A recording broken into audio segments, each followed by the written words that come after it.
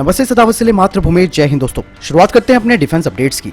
चेन्नई में officer training academy में प्रशिक्षण हासिल करने वाले 7 अफगान कैडेट्स दिल्ली के लिए रवाना होंगे और राष्ट्रीय राजधानी अफगानिस्तानी दूतावास में अधिकारियों से परामर्श करने के बाद ही आगे की रणनीति तय करेंगे। बता दें कि ये कैडेट्स अन्य भारतीय कैडेट के अलावा चेन्नई की एकेडमी में एक इंटीग्रेटेड आर्मी ट्रेनिंग प्रोग्राम का हिस्सा थे। हालांकि इन सैनिकों के भारत आने के बाद तालिबान ने अफगानिस्तान पर कब्जा कर लिया, जिसके बाद इन अफगान सैनिकों का भाग्य अधर में लटक गया।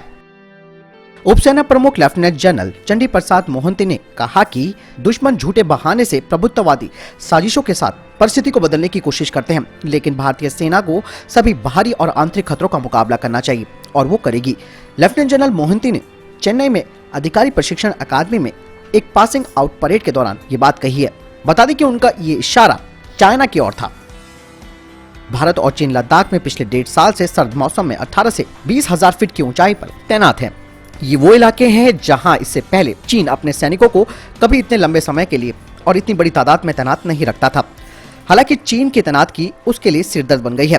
पिछले साल की तरह इस साल भी चीन के सैनिकों की हालत खराब ना हो और ये बात दुनिया के सामने ना आए, इसके लिए उसने अपने सारे रिसोर्स और जो सैनिक है उनके स्वास्थ्य और रोटेशन पर उनको लगा दिया है। आमतौर पर चीन अपने सैनिकों की रोटेशन 2 तरह से करता है। पहला फ्रंट लाइन ट्रूप रोटेशन और दूसरा सेकंड लाइन से डेप्थ एरिया रोटेशन, यानी कि फ्रंट के सैनिकों को 2 से 3 किलोमीटर पीछे लाना और सेकंड लाइन के सैनिकों को ऊपर भेजना। इसके बाद सेकंड लाइन से डेप्थ एरिया जो कि 40 से 50 किलोमीटर होता है। चीन आमतौर पर पिछले साल तक फ्रंट लाइन के सैनिकों को 3 से 4 महीने के बाद रोटेट करता था और सेकंड लाइन से डेप्थ एरिया के लिए 1.5 साल में ये काम करता था, लेकिन चीन ने अब इस रणनीति में बदलाव किया। चीन अब फ्रंट लाइन की रोटेशन 2 महीने में और सेकंड लाइन की रोटेशन 1 साल के लिए कर रहा है, ताकि कम समय के लिए चीन के सैनिक ऊपर वाली हाइटों में रह सकते हैं। इसकी सबसे बड़ी वजह यह है कि पीएलए को अपने सैनिकों के स्वास्थ्य और कैजुअलिटी होने का खतरा सता रहा है। इसके अलावा चाइना ने यहाँ पर अपने लॉजिस्टिक ड्रोन्स को भी लगा दिया है और उसने वहाँ पर मोबाइल ट्रांजिट कैंप भी बना दिया है। ये ड्रोन करीबन 70 से 80 किलो वजन उठा सकते हैं, ताकि सैनिकों को एक पोस्ट से दूसरे पोस्ट तक चलना ना पड़े और लॉजिस्टिक भी यानी कि रसद भी आसानी से पहुंच जाए। दोस्तों, इसके अलावा चाइना ने सिर्फ 20 से 25 साल के सैनिकों को यहाँ पर तैनात करने का विचार किया है, जो कि बेहतर स्वास्थ्य के साथ होते हैं और इनके साथ मेडिकल इशू भी कम होता है। रक्षा मंत्री राजनाथ सिंह ने कहा कि उत्तराखंड में पवित्र 4 धाम है और जब सैन्य धाम बनकर तैयार होगा तो ये 5वां धाम होगा।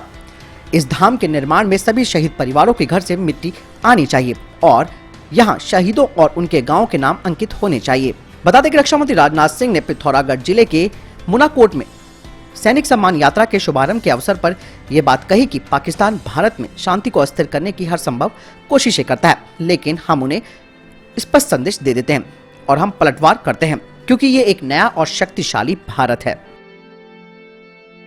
समंदर में अब भारत की ताकत बढ़ने जा रही है। रक्षा मंत्री राजनाथ सिंह 21 नवंबर को मुंबई में औपचारिक रूप से आईएनएस विशाखापत्तनम को नेवी को सौंपेंगे। इसके साथ ही जंगी जहाज आईएनएस विशाखापत्तनम सेना के बेड़े में शामिल हो जाएगा। इसमें state of the art sensor लगे हैं, जो दुश्मन और उसके हथियारों की जानकारी आसानी से दे सकते हैं। बता दें कि विशाखापत्तनम और वेला की कमीशनिंग भारत की स्वदेशी क्षमता को प्रदर्शित करने वाली है। ये पानी में और पानी के ऊपर दोनों क्षेत्रों में खतरों से निपटने की हमारी क्षमता को बढ़ा देगी और हमारी मारक क्षमता भी बढ़ जाएगी। विशाखापत्तनम श्रेणी के जहाज स्वदेशी स्टील से बने हैं और आईएनएस विशाखापत्तनम में स्वदेशी हथियार भी लगाए गए हैं। वहीं दूसरी तरफ वेला कलवरी क्लास की 4थी पनडुब्बी है। बहुत कम देशों के पास इस तरीके की अपनी औद्योगिक क्षमता है। भारत ने पिछले 25 वर्षों में अपनी पनडुब्बी बनाने की क्षमता को साबित किया है। एचएएल के चेयरमैन ने कहा कि तेजस मार्क 1A का पहला प्रोटोटाइप कॉन्फ़िगरेशन इसकी पहली फ्लाइट 2022 में होगी और ये टेस्टिंग अपने डेडलाइन से पहले पूरी की जाएगी। पहला Tejas mark 1A aircraft Indian air force को मार्च 2024 में डिलीवर कर दिया जाएगा, जो कि नए I saw radar, external self protection jammer pod, beyond visual range missile और डिजिटल रडार वार्निंग सिस्टम से लैस होगा। आपको बता दें कि एफओसी स्टैंडर्ड वाले तेजस को एक फ्लाइंग टेस्ट बेड के रूप में इस्तेमाल किया जाएगा। दोस्तों, आपको बता दें कि प्रधानमंत्री नरेंद्र मोदी ने कल पहला light combat aircraft Indian air force को सौंपा है।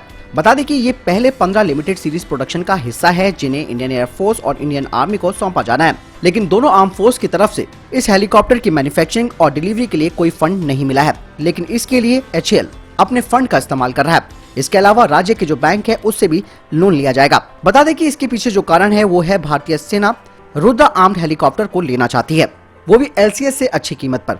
वहीं दूसरा फैक्टर ये है कि डीआरडीओ के द्वारा बनाई जा रही helicopter launch anti tank guided missile की, जिसे अभी डीआरडीओ बना नहीं पाया है। बता दें कि भारतीय सेना LCH की एक बड़ी ऑपरेटर होने वाली है और इंडियन एयरफोर्स इस बात को भी ध्यान में रख रही है कि भारतीय सेना इसके ऑर्डर को कब प्लेस करेगी। बता दें कि इस तरीके के रिस्पांस की वजह से LCH की जो इमेज है वो फॉरेन मार्केट में कम हो रही है। सरकारी अधिकारियों ने बताया कि भारत को 2022 की शुरुआत में ही 2 S-400 रेजिमेंट मिल जाएंगी और इन्हें ऑपरेशनल कर दिया जाएगा, जो कि LAC में चाइना की तरफ से तैनात किए गए एयर डिफेंस के बराबर होगी। इसके अलावा 2 भारतीय वायुसेना की टीम रशिया में इसकी ट्रेनिंग पूरी कर चुकी है ताकि वो इस सिस्टम को ऑपरेट कर सके। वहीं डिफेंस एक्सपर्ट्स का मानना है कि भारतीय सेना ने LAC से लगती अपनी 25 एयरफील्ड्स को ऑपरेशनल कर दिया है, जो कि दुश्मन की किसी भी गतिविधि को खत्म कर सकती है। इसके अलावा Su-30 जो कि ब्रह्मोस एयर लॉन्च मिसाइल से लैस है, साथ ही राफेल फाइटर जेट जो कि मिट्योर, हैमर और स्कैल्प मिसाइल से लैस है, इन्हें भी तैनात कर दिया गया है। लेकिन सबसे बड़ी समस्या इस वक्त इंडियन एयरफोर्स के साथ ये है कि एक तो हमारे पास एयरबॉर्न अर्ली वार्निंग एयरक्राफ्ट की कमी है और दूसरा मिड एयर रिफ्यूलर्स की जरूरत है। लेकिन अब भारत को जल्द से जल्द अवाक्स और मिड एयर रिफ्यूलर्स को खरीदना होगा। तो दोस्तों, ये थे अभी तक टॉप डिफेंस और स्पेस अपडेट। वीडियो के संबंध में कोई प्रश्न जवाब है, आपका कोई सवाल है, कमेंट सेक्शन में लिखकर जरूर पूछ सकते हैं। मिलता है नए वीडियो के साथ, ख्याल रखिएगा अपना। नमस्कार, जय हिंद, वंदे मातरम।